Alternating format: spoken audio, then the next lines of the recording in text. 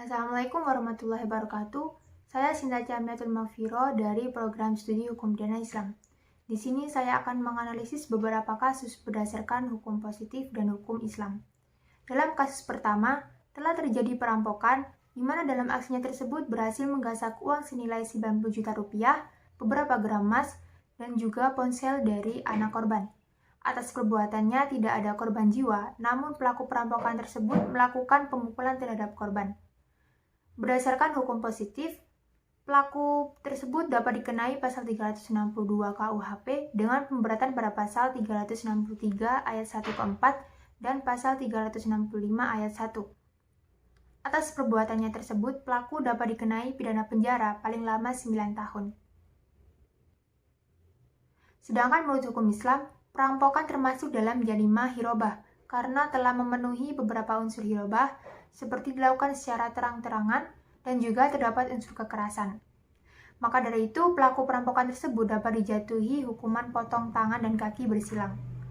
Dalam hadis Rasulullah disebutkan, Qadima unasun min ukulin au urainata fajitawal madinata fa'amarahum an-nabiyyu sallallahu alaihi wasallam biliqahin wa ayashrabu min abwaliha wa albaniha wantolaku falamma sohu qatalu ra'iyan nabiyyu sallallahu alaihi wasallam wasta'akui wun-na'ama faja'al khobaru fi awwali nahari faba'atha fi atharihim falamma rtafa'an naharu ji'abihim fa'amaro faqoto'a aydiyahum wa arjulahum wa suyirat a'yunuhum wa ulku fil harwati yastaskuna fala yuskauna qala Abu Qilabata fahaula isaraku wa qatalu wa kafaru ba'da imanihim wa harabullaha wa rasulahu.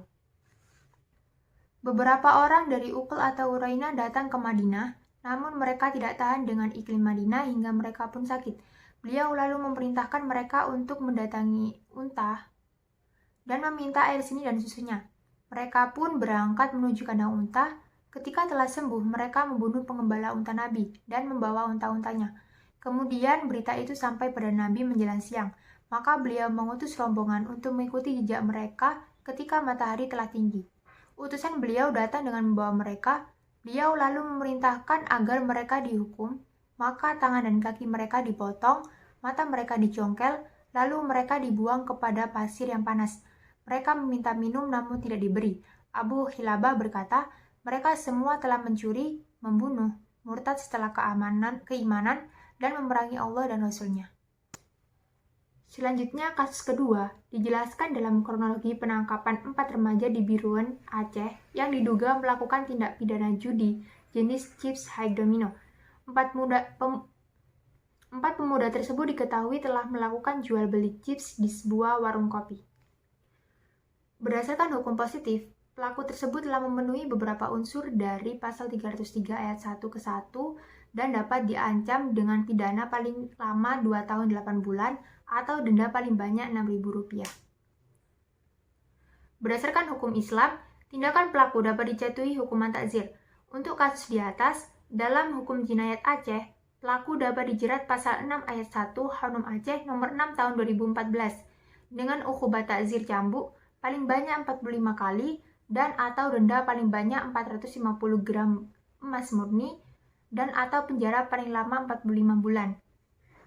Dalam hadis Rasulullah SAW disebutkan, An Abi Hurairah radhiyallahu anhu qala Rasulullah sallallahu alaihi wasallam man halafa faqala fi halifihi wallati fal uzza falyaqul la ilaha illallah wa man qala li sahibihi ta'ala aqabirka falyatasaddaqu.